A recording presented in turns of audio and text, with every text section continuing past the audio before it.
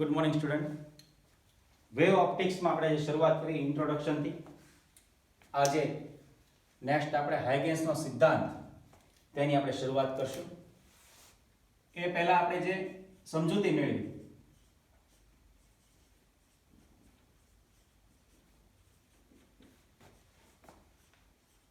સૌથી પહેલા ન્યૂટનનો કણવાદ. ન્યૂટનના મત અનુસાર પ્રકાશ એક સૂક્ષ્મથી સૂક્ષ્મ જે કણો છે એનો બનેલો છે. કણ સ્વભાવ તરીકેનું વર્તન સમજૂતીમાં આપેલું છે. જુદા જુદા માધ્યમમાં એની ગતિ છે અલગ અલગ હોય છે. ત્યાર પછી અલગ અલગ કલર પ્રમાણે એના જે પાર્ટિકલ્સ છે સૂક્ષ્મથી સૂક્ષ્મ પ્રકાશના કણના એના કદ આકાર બદલાતા જાય છે. સુરેખ પથ પરનું પ્રસરણ, પરાવર્તન અને વક્રીભવનની ઘટના છે એ ન્યૂટનના કણવાદની સમજૂતીમાં આવે છે. ત્યાર પછી એણે એ પણ મહત્વની વાત કીધી કે ભાઈ ન્યૂટનના મત અનુસાર આપણે જે પહેલા તમને મેં કીધું હતું કે જે પ્રકાશની જે ગતિ છે એ ધારો કે વોટર મતલબ કે એક ઘટ માધ્યમ તો એમાં વધારે છે હવા કરતા, તો એ સમજૂતી આપણે સ્વીકારી. જનરલી વાત છે 1675 આજુબાજુની. એના જે એ વર્ષની સમજૂતીના સાથે સાથે જોવો તો 1678 માં હાઇગેન્સે પણ અમુક સમજૂતી આપેલી. હાઇગેન્સની સમજૂતી પ્રમાણે જે પ્રકાશ છે એની જે આ બધી ઘટનાઓ જે છે અમુક સમજવા માટે તરંગ સ્વરૂપની સમજૂતી ખૂબ મહત્વની હતી. ન્યૂટનની કણવાદની અમુક મર્યાદા હતી કે વ્યતિકરણ, વિવર્તન અને ધ્રુવીભવનની ઘટના એ કણ સ્વરૂપની સમજૂતીમાં સમજાવી શકાતી નથી. હાઇગેન્સે જે થિયરીની રજૂઆત કરી એમાં પરાવર્તન અને વક્રીભવનની સમજૂતી તો એણે આપી છે, જે આપણે આના ટોપિક સાથે અલગ રીતે સંલગ્ન સમજૂતીમાં આવશે. પણ સાથે સાથે હાઇગેન્સની તરંગ સમજૂતી જે છે એની અંદર વ્યતિકરણ, વિવર્તન, ધ્રુવીભવનની સમજૂતી તરંગવાદ અનુસાર લેવાની આવે છે. અને ફોકટ નામના વૈજ્ઞાનિકે જે વાત કરી એને સમજૂતી આપીને એના પ્રયોગોના અંતે ખ્યાલમાં આવ્યો કે હવામાં એનો વેગ જે છે પ્રકાશનો એ ધારો કે પાણી કરતા વધારે છે. તો અમુક સંશોધન થયા પછી ન્યૂટનની જે સમજૂતી છે ઘણા વર્ષો પછી મતલબ કે 18મી સદીમાં ફોકટની સમજૂતી આવી, તો ત્યાં સુધી લોકો ન્યૂટનની જે કણવાદની થિયરી હતી એને જ સચોટ અને યોગ્ય સમજણ માનતા હતા. પણ ત્યાં એની જે સમજૂતી છે ખોટી પડી અને પછી છે ફોકટનો જે પ્રયોગ થયો ને ત્યાર પછી હાઇગેન્સની આ સમજૂતી છે એને અનુમોદન મળ્યું ને પછી એની સમજૂતીને આપણે આગળ વધી રહ્યા છીએ. લાસ્ટ લેક્ચરમાં હાઇગેન્સની વાત આવી હતી, તો હાઇગેન્સ નો સિદ્ધાંત આપણે રજૂ કરવાનો છે. મેં એમ પણ કીધું હતું ધારો કે કોઈ તળાવમાં એક પથ્થર તમે ફેંકો છો તો એક છે એ આગળ શું બને છે? તરંગ બને છે. એક બની ગયા પછી તમે જોતા હશો કે બધી જ જગ્યાએ મતલબ કે એની સાઈડમાં એક બીજું તરંગ બને છે, ત્યાર પછી ત્રીજું. આ એક પછી એક તરંગો છે. પહેલો છે મુખ્ય છે સમજો, એની પછી જે બને છે એ ગૌણ છે. તો હાઇગેન્સની જે સમજૂતી છે એ મુખ્ય તરંગઅગ્રમાંથી ગૌણ તરંગઅગ્ર કેમ બનેની સમજૂતી છે અને પ્રેક્ટિકલ સાથે એને અમુક પ્રયોગો દર્શાવ્યા છે. પણ એકદમ એની સમજૂતી જે ફ્રન્ટ સાઈડ મતલબ કે તરંગ અગ્રની આગળની દિશામાં જ એની તીવ્રતા મળશે, પાછળની દિશામાં તીવ્રતા મળતી નથી. એની માટે કિર્ચોફ અને એની સાથી વૈજ્ઞાનિકે પણ એક સૂત્ર દ્વારા સમજાવ્યું છે. તો આપણે આજે પહેલા સમજવું છે હાઇગેન્સનો સિદ્ધાંત. હાઇગેન્સના સિદ્ધાંતમાં મુખ્યમાં મુખ્ય વસ્તુ એ કે એક તરંગ અગ્ર બન્યા પછી ઈ તરંગ અગ્ર પર જેટલા કણો છે કણ કઈ રીતે બીજું ગૌણ તરંગ અગ્ર બનાવે છે. તો એના માટે સમજો કે આ એક તરંગ અગ્ર છે, બરાબર છે. તો એક તરંગ ઉપર સૂક્ષ્મથી સૂક્ષ્મ ઘણા બધા કણો છે. એક જે તરંગ અગ્ર કોઈ પણ ધારો કે આ ગોળાકાર તરંગ અગ્ર છે, ચલો એની ઉપર આ એનું સેન્ટર છે, ઉદ્ગમનું સ્થાન છે. તો આની ઉપર કેટલા સૂક્ષ્મ કણો છે? એક તરંગ અગ્ર ઉપર આ મુખ્ય તરંગ અગ્ર છે એની પર સૂક્ષ્મથી સૂક્ષ્મ કેટલા બધા કણો છે? કોઈ કણ કે બિંદુ ઈ પૈકી ધારો કે અમુક કણ વિચારી લો કે 1 2 3 4 5, ધારો કે આ 5 કણ વિચારે 1 2 3 4 5. પહેલા મારે એનો સિદ્ધાંત લખવો છે. સિદ્ધાંત લખતા પહેલા તમને થોડી માહિતી આપી દઉં કઈ રીતે સિદ્ધાંત બને છે. પછી વારંવાર આપણે સિદ્ધાંતને સમજતા જઈશું એટલે એક સિદ્ધાંત છે એનો પરફેક્ટ આપણા માઇન્ડમાં ક્લિયર થાય. તો સેન્ટરથી તમે જો બધા જે કાંઈ કણ કે બિંદુ છે એના માટે તમે આ રીતની રજૂઆત કરી શકો સેન્ટરથી. હવે એના સિદ્ધાંતની સમજૂતીમાં શું છે કે એકવાર કોઈ તરંગઅગ્ર બન્યું પછી ગૌણ તરંગઅગ્ર પરનો કોઈ પણ કણ કે બિંદુ એટલે એકવાર કોઈ પણ તરંગઅગ્ર બન્યું ઈ તરંગઅગ્ર પરનો કોઈ કણ કે બિંદુ એટલે ઈ પૈકી આપણે 5 લીધા. ઈ હવે પોતે શું બની જશે? ઉદ્ગમ બનશે. પહેલા ઉદ્ગમ ધારો કે S હતો, મુખ્ય ઉદ્ગમ. હવે એણે જે તરંગ અગ્ર બનાવ્યું, ધારો કે xy નામનું એક તરંગ અગ્ર બનાવ્યું, ગોળાકાર તરંગ અગ્ર.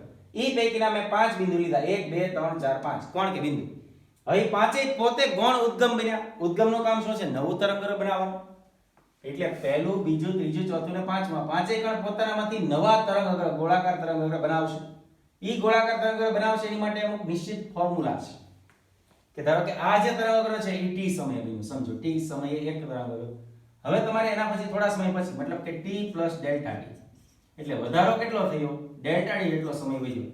તો ડેલ્ટા t જેટલા સમયમાં નવું તરંગ અગ્ર કેમ બને? તો એના માટે એક ફોર્મ્યુલા કઈ છે કે આ જે કોણ કે બિંદુ છે એને ધ્યાનમાં રાખીને આપણે વાત કરી. ધારો કે આ તરંગ જે આગળ વધી રહ્યું છે એની ગતિ છે v, વેગનો v. તો આપણી પાસે વેગ બરાબર શું? અંતરના છેદમાં સમય. અંતરના છેદમાં સમય. આ એક મારું એકદમ ડેમો વર્ઝન છે, બરાબર. આની પછી હું તમને સચોટ રીતે આ વસ્તુ સમજાવું છું, પણ વ્યાખ્યા કે સિદ્ધાંત સમજાવતા પહેલા હું થોડું સમજાવું, પછી આ વસ્તુ ડિટેલમાં બહુ સારી રીતે આપણે સમજવાની છે. તો વેગ બરાબર અંતરના છેદમાં સમય. તો અંતર બરાબર શું? વેગ ગુણ્યા સમય. વેગ v અને સમય નવો કેટલો વધ્યો? Delta t. t હતો t + ડેલ્ટા t, તો ડેલ્ટા t જેટલો સમય અને વેગ v. તો v ડેલ્ટા t નો ગુણાકાર કરો તો અંતર થયું ને. તો v ડેલ્ટા t એ એક અંતર થઈ ગયું, સમજો. અને ઈ અંતરને ધ્યાનમાં રાખીને સેન્ટર રાખવાનું કોણ ઉપર, અને ત્યાંથી તમે શું દોરશો? બંને બાજુ એક ગોળાકાર પરિસ્થિતિ રજૂઆત કરશો. એટલી ત્રિજ્યાનો એક ગોળાકાર તરંગ રજૂ કરો. લાઈનથી જેમ આગળ આવશે એમ પાછળ આવશે, સમજો. આ બાજુ તો આ બાજુ કયા પ્રકારનું થશે? આવું, જેની સમજૂતી આપણે વિશેષમાં લેવા નથી, પણ પહેલી વાર દર્શાવું છું. તો બધા જ કોણ કે બિંદુ છે ત્યાંથી તમે v ડેલ્ટા t ત્રિજ્યાનો આ રીતનો ગોળો દોરો, બરાબર છે. બધી જગ્યાએ રીતે દોરાઈ ગયું. તો તમને આ પ્રકારનું એક નવું સમજૂતી ધ્યાનમાં આવી. બસ, તો બધા જ જે આ ગોળાકાર તરંગ અગ્ર નવા બન્યા એ બધાને પરિસ્પર્શતું કાલ્પનિક પૃષ્ઠની હવે કલ્પના કરવાની છે. પરિસ્પર્શતું એટલે શું? તો કે બધા જ ને નવા તરંગ અગ્ર બનાવ્યા એ બધાને અડકીને ચાલે એવું કાલ્પનિક પૃષ્ઠ, મતલબ કે નિયર અબાઉટ જો આ પ્રકારનું થયું. તૂટકમાં કે હું બ્લેક લાઈનથી સમજાવું છું. તો આ ઈ બધા તરંગ અગ્ર પરિસ્પર્શતું પૃષ્ઠ છે, જે નામ આપી દઉં x ડેશ y ડેશ, મતલબ x ડેશ y ડેશ એ શું છે? હવે નવું તરંગ અગ્ર બને છે. તો xy નામના તરંગ અગ્રમાંથી x ડેશ y ડેશ નામનું નવું તરંગ અગ્ર તમારી સામે આવ્યું. એ કઈ રીતે બન્યું? તો સાદી સમજૂતી ફરીથી એકવાર આપું છું કે કોઈ પણ તરંગ અગ્ર પરનો કોઈ કણ કે બિંદુ, એટલે કે xy તરંગ અગ્ર પરનો કોઈ કણ કે બિંદુ, એટલે ઈ પૈકીના 1 થી 5 માં લીધા, કોઈ કણ કે બિંદુ પોતે ગૌણ ઉદ્ગમ તરીકે વર્તે છે અને પોતાનામાંથી નવા ગોળાકાર તરંગોનું ઉત્સર્જન કરે છે. કઈ રીતે કરે છે એની સમજૂતી અહીંયા છે.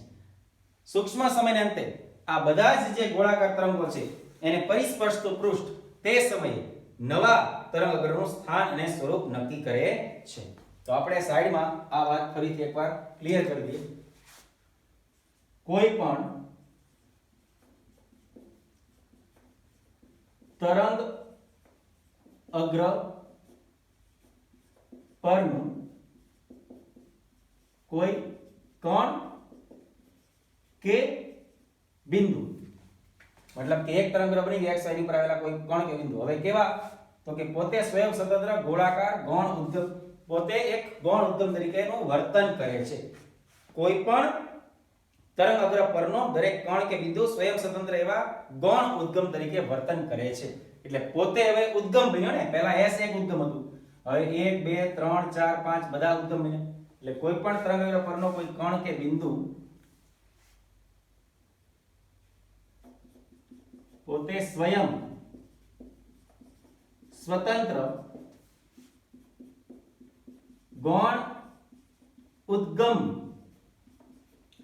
તરીકે વર્તે છે. પોતે ઉદ્ગમ હવે બન્યા. ઉદ્ગમ બન્યા પછી પોતાનામાંથી એને શું કર્યું? નવા ગોળાકાર તરંગોનું ઉત્સર્જન કર્યું. તો પહેલા શું લખ્યું? કોઈ પણ તરંગ અગ્ર પરનો કોઈ કણ કે બિંદુ પોતે સ્વયં સ્વતંત્ર એવા ગૌણ ઉદ્ગમ તરીકે વર્તે છે અને પોતાનામાંથી નવા ગોળાકાર ગૌણ તરંગોનું ઉત્સર્જન કરે છે. જોયું? 1 2 3 4 5 માંથી બીજા નવા 5, મતલબ આ ગોળાકાર તરંગો બન્યા, જે આપણે વચ્ચે દર્શાવ્યું નથી પણ એની ફ્રન્ટ અને બેક સાઈડ દર્શાવે. લખો, કોઈ પણ તરંગ અગ્ર પરનો કોઈ કણ કે બિંદુ પહેલા પોતે ગૌણ ઉદ્ગમ તરીકે વર્તે છે અને પોતાના માંથી નવા ગોળાકાર ગૌણ તરંગો નું ઉત્સર્જન કરે છે, રાઈટ? તો અહીંયા પહેલા જે એક તરંગ બન્યું xy એને ધ્યાનમાં લો. તો xy ઉપર જેટલા કોણકે બિંદુ છે દરેક હવે પોતે સ્વયં સદન એવા ગૌણ ઉદ્ગમ તરીકે વર્તન કરે છે. ત્યાર પછી ઓકે ક્લિયર. ત્યાર પછી આ બધા જે છે ગૌણ ઉદ્ગમો એ પોતાનામાંથી નવા ગોળાકાર ગૌણ તરંગોનું ઉત્સર્જન કરે છે. એટલે હવે નવા ગોળાકાર ગૌણ તરંગ ઉત્સર્જન કર્યું જે આ દર્શાવ્યા છે મેં તમને ફ્રન્ટ અને બેક સાઈડ. ત્યાર પછીની રજૂઆત શું છે? મેં શું કીધું કે દરેક જે ગોળાકાર તરંગો નવા બને એ બધાને પરિસ્પર્શ મતલબ કે બધાની બહારની સાઈડ અડકીને એક કાલ્પનિક પૃષ્ઠની વાત કરવામાં આવે. કેટલા સમય પછી? તો કે સૂક્ષ્મ સમય પછી. સૂક્ષ્મ સમય એટલે કેટલો સમય? તો કે t સમય xy અને t ડેલ્ટા t સમય એટલે વધારો કેટલો થયો? ડેલ્ટા t નો. તો લખો સૂક્ષ્મ સમયને અંતે, સૂક્ષ્મ સમયને અંતે આ જે નવા ગોળાકાર ગૌણ તરંગો બન્યા, આ નવા ગોળાકાર ગૌણ તરંગો ને સ્પર્શતું, સમજાણું કે થોડા સમય પછી આ જે નવા જે બધા જ ગોળાકાર તરંગો બન્યા એને જો પરિસ્પર્શતું, આમ તો લખાય પરિસ્પર્શતું ને પરિસ્પર્શતું, પરિસ્પર્શતું એક નવું તરંગઅગ્રનું રચના કરવામાં આવી. એટલે સૂક્ષ્મ સમયાંતે આ ગોળાકાર ગૌણ તરંગોને પરસ્પર્શતું એક નવું કાલ્પનિક જે પૃષ્ઠ નક્કી કરવામાં આવ્યું એ નવા તરંગઅગ્રનું સ્થાન ને સ્વરૂપ આપણને આપી દે છે. ક્લિયર? કોઈ પણ તરંગઅગ્ર પરનો એટલે કે એક તરંગ xy છે, આ xy ઉપરનો કોઈ પણ કણ કે બિંદુ હવે પોતે સ્વયં સ્વતંત્ર ગૌણ ઉદ્ગમ બન્યા અને પોતામાંથી નવા ગોળાકાર તરંગો બન્યા. આટલો સમય જે લીધો એટલે સૂક્ષ્મ સમયને અંતે આ ગોળાકાર ગૌણ તરંગોને પરિસ્પર્શતું કેવું પૃષ્ઠ? કાલ્પનિક પૃષ્ઠની કલ્પના કરવામાં આવે છે જે નવા તરંગ અગ્રનું સ્થાન અને સ્વરૂપ સમજો આપે છે. જે નવા તરંગ અગ્રનું સ્થાન અને સ્વરૂપ આપે છે. તો એક તરંગ અગ્રમાંથી બીજું તરંગ અગ્ર કેમ બન્યું એની આ માહિતી છે. ફરીવાર ખૂબ જ ધ્યાનથી હાઇગેસનો સિદ્ધાંત આપણે હવે શરૂ કરી રહ્યા છીએ. પણ એ સિદ્ધાંત જે મેં પહેલા લખ્યો છે એ લખ્યો કઈ રીતે એની માટે મેં તમને આ સમજૂતી આપી. સ્ટેપ બાય સ્ટેપ આપણે ક્લિયર કટ. ધારો કે એક ઉદ્ગમ છે, સમજો S ઉદ્ગમ છે, આમાંથી એક ગોળાકાર ગૌણ હવે એકદમ ફરીથી ધ્યાનથી સમજતા જશું. એકવાર અહીંયા મેં લખી દીધી છે વ્યાખ્યા એટલા માટે કે હવે તમને આ વ્યાખ્યા જોતા એકદમ નવું ન લાગે કે આટલી મોટી વ્યાખ્યા એટલે કે સિદ્ધાંત આ કઈ રીતે વર્ક કરે છે અને આ કેમ યાદ રહેશે.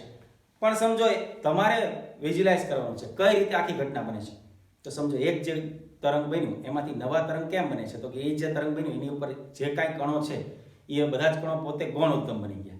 ગૌણ ઉદ્ગમ બની ગયા એટલે એનામાંથી નવા ગોળાકાર તરંગો બન્યા. નવા ગોળાકાર તરંગો બન્યા પછી બધાનું પરિસ્પર્શ એક પૃષ્ઠની કલ્પના કરવામાં આવી અને એ પૃષ્ઠ તમારું નવું તરંગ અગ્ર બની ગયું. તો આ વસ્તુ જે છે એ તમારા માઇન્ડમાં ક્લિયર રાખી દેવાની છે. એ ધ્યાનમાં રાખીને હવે હું તમને સમજાવું. હવે તમને એમાં બધી ખબર પડવાની છે. ધારો કે મારું એક નવું મૂળભૂત ઉદ્ગમ છે S, જેના દ્વારા મને એક ગોળાકાર જે તરંગ છે એ મળે છે. જે મારું તરંગ જે છે એ આ રીતનું છે. મારું એક મૂળભૂત ઉદ્ગમ ધારો કે આ S છે, સમજો. એમાંથી મને એક તરંગ અગ્ર મળ્યું છે. આ મારું તરંગ અગ્ર છે, એનું નામ હું આપી દઉં x y. ક્લિયર? હવે આ xy ઉપર ખૂબ જ મોટી સંખ્યામાં સૂક્ષ્મ કણ કે બિંદુ છે. એ પૈકી મારે ખૂબ જ ઓછા લેવાના છે ગણતરી માટે. કોઈ પણ નામ 1 2 3 4 આપી શકો, ABCD આપી શકો, જે તમે આપો. ગણતરીમાં બધી વસ્તુ આપણે કન્સેપ્ટ સમજવાનો છે. એટલે ધારો કે હું આમાંથી કોઈ પણ બિંદુ નક્કી કરું છું. 5 બિંદુ આપણે ધ્યાનમાં રાખીએ. પણ જ્યાં બિંદુ રાખશું ત્યાંની દિશા દર્શાવે. એટલે પહેલા હું શું કરું? દિશા દર્શાવે. ધારો કે એક આ રીતે ગતિ કરે છે, બીજું, ત્રીજા માટે, ચોથા માટે, પાંચમા. એટલે આ જે બિંદુઓ છે ત્યાં હું હવે રજૂ કરી દઉં છું ABCD E અથવા તો 1 2. ચલો ABCD E, રાઈટ? તો આ ABCD E શું છે? તો કે XY તરંગ અગ્ર જે છે એની ઉપર રહેલો કોણ કે બિંદુ. ક્યાં છે આ XY તરંગ? કયા સમય? તો કે T સમય. કે લખી શકીએ ટી સમયે તરંગ અગ્ર કયું છે xy, એની ઉપર કેટલા કોણ આવેલા છે, ઘણા બધા પૈકી આપણે કેટલા દર્શાવ્યા તો કે 5 a b c d e. હવે એ શું કરશે તો કે હવે જે તરંગરૂપ આવેલા નવા જે 5 કોણ કે બિંદુ છે એ પોતે ગૌણોદ્ગમ બનશે, ત્યાર પછી પોતાનામાંથી નવું તરંગગ્રહ બનાવશે. પણ એના માટે ક્રાઇટેરિયા મેં તમને આપ્યો છે. ધારો કે આ જે તરંગ આગળ વધે છે એની ઝડપ v છે, v જેટલા વેગ, તો નવું તરંગગ્રહ તમારે બનાવવાનું છે t + ડેલ્ટા t સમય. સમજો t + ડેલ્ટા t સમયે શું મળશે તો t + ડેલ્ટા t સમયે મતલબ કેટલો સમય વધ્યો, t હતો, t + ડેલ્ટા t એટલે ડેલ્ટા t જેટલો સમય છે નવો મળ્યો, v જેટલો વેગ છે. સમજો વેગ બરાબર શું તો કે અંતર છેદમાં સમય. વેગ v, અંતર ધારો કે x છેદમાં સમય કેટલો વધ્યો કેટલો એ સમજવાનો છે. કયા સમયે તમારે નવું તરંગગ્રહ જોઈએ છે તો t + ડેલ્ટા t એટલે ડેલ્ટા t જેટલા સમય નવું તરંગગ્રહ જોઈએ છે એટલે સમય છે ડેલ્ટા t, તો x કેટલું થયું v ડેલ્ટા t. તો હવે આ x એ અંતર છે ને, તો a b c d e બિંદુ પરથી ત્યાં તમારો ટૂંકમાં પરિકરનો પોઈન્ટ રાખો અને ત્યાંથી કેવી ત્રિજ્યાના ગોળા તો કે આ v ડેલ્ટા t ત્રિજ્યાના ગોળા દોરવાના છે. કેવા v ડેલ્ટા t ત્રિજ્યાના ગોળા. ક્યાંથી તો કે a b c d e પરથી, કારણ કે એ આપણે 5 ને શું રજૂ કર્યા છે નવા xy તરંગો પર આવેલા કોણ કે બિંદુ, એટલે એ બિંદુથી શું કરવાનું v ડેલ્ટા t ત્રિજ્યાના ગોળા દોરવાના. કેમ v ડેલ્ટા t તો કે તરંગ જે આગળ ગતિ કરે છે એનો વેગ v છે અને ધારો કે ડેલ્ટા t જેટલા સમય પછી તમારે નવું તરંગ જોતો તો તમારે જેટલા સમય પછી નવું જોતો એટલો સમય લેવાનો, બરાબર. જે સમય વધારે જોતો એટલો સમય ગુણ્યા એનો વેગ, એટલી જે અંતર છે એ અંતરને ત્રિજ્યા તરીકે લઈને ચાપ મારો વર્તુળ, તો તમને બંને બાજુ પેલા તો મળશે, બરાબર. તો તમે આખી ચાપ મારો તો હું તો આમ ફ્રન્ટ જ દર્શાવી શકું. ચલો અહીંથી આમ થયું, કેમ ધારો કે એટલું અંતર છે, સમજો આ v ડેલ્ટા t ત્રિજ્યા અંતર ધારો કે એટલું છે, તો એ અંતર પ્રમાણે આમ રાખો ને પરિકરમાંથી આ રીતે ચાપ, તો ઈ ચાપ થાય તો પાછળ થાય ને, તો પાછળ આપણે આપીએ, પણ પાછળ આપણે જે કલર રાખવો છે એ રાખવો છે બ્લેક, અને ફ્રન્ટ સાઈડનો આપણે જે કલર રાખવો છે ચાપનો એ રાખવો છે આપણે બ્લુ.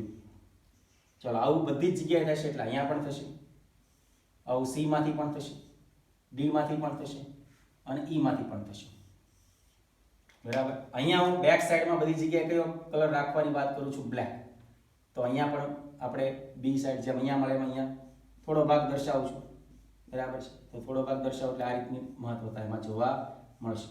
તો આમ આખું રાઉન્ડ જે છે આ રીતે એમાં ફ્રન્ટ સાઈડ અને બેક સાઈડ, પણ કિરણની દિશા જે છે એ ધ્યાનમાં રાખીને હું આગળ અને પાછળ એક મેં કર્વ લીધો છે. ચાલો એટલું કામ પૂરું થયું. હવે શું કરવાનું, બધું નિયમ પ્રમાણે જવાનું. સિદ્ધાંત જે છે પહેલા તો કોઈ પણ તરંગગ્રહ પરનો કોઈ કણ કે બિંદુ પોતે સ્વયં સ્વતંત્ર ગૌણોદ્ગમ તરીકે વર્તન કરે છે. સ્ટેપ 2, આ દરેક ગૌણ તરંગો હવે પોતાનામાંથી નવા ગોળાકાર તરંગોનું ઉત્સર્જન કરે છે. સૂક્ષ્મ સમય અંતે મતલબ જે સમય લીધી ગુણ્યા v ત્રિજ્યા, એટલે એ અંતર જેટલી ત્રિજ્યા લેવાની, ત્રિજ્યાથી ABCD માંથી એક ચાપ મૂકો એટલે જો કોઈ પણ તરંગગ્રહ પરનો કોઈ કણ કે બિંદુ પોતે સ્વયં સ્વતંત્ર ગૌણોદ્ગમ તરીકે વર્તન કરે છે, મતલબ કે xy તરંગ અગ્ર શરૂઆતમાં પહેલું તરંગ અગ્ર એની ઉપર a b c d e આ 5 બિંદુ ઈ પોતે ગૌણોદ્ગમ બન્યા અને પોતાનામાંથી નવા ગૌણ તરંગોનું ઉત્સર્જન કર્યું. કઈ રીતે તો કે સૂક્ષ્મ સમય ગુણ્યા v એટલે v ડેલ્ટા t જેટલી ત્રિજ્યાના ગોળા દીધું, એટલે જેને ઈ કામ થઈ ગયું ઈ આપણે અહીંયા રજૂઆત કરવાની છે, અહીંયા નથી કરવાનું. ઈ થઈ ગયા પછી સીધું તમને શું મળ્યું તો કે નવું તરંગગ્રહ બન્યું, એટલે જો લખ્યું છે સૂક્ષ્મ સમયના અંતે આ ગોળાકાર ગૌણ તરંગોને પરિસ્પર્શતું કાલ્પનિક પૃષ્ઠ, મતલબ સૂક્ષ્મ સમયના અંતે આ બધા જ ગોળાકાર જે ગૌણ તરંગો છે એને પરિસ્પર્શતું કાલ્પનિક પૃષ્ઠ, પરિસ્પર્શ એટલે બધાને આમ અડીને આપણે રાઉન્ડ એક સરસ ક્લિયર કરીએ, એને પરિસ્પર્શતું તૂટક માર્ગ દર્શાવવો છે, ખબર પડે નવું જે x ડેશ y ડેશ તરીકે ઓળખીએ. તો પરિસ્પર્શતું કાલ્પનિક પૃષ્ઠ જે આપણે નવું કહ્યું છે x ડેશ y ડેશ ની કલ્પના કરવામાં આવે છે, અને એ જ x ડેશ y ડેશ તમારું શું બનશે નવું તરંગ અગ્રનું સ્થાન સ્વરૂપ નવું તરંગ અગ્રની રજૂઆત કરે છે. તો અહીંયા વિદ્યાર્થી મિત્રો ખાસ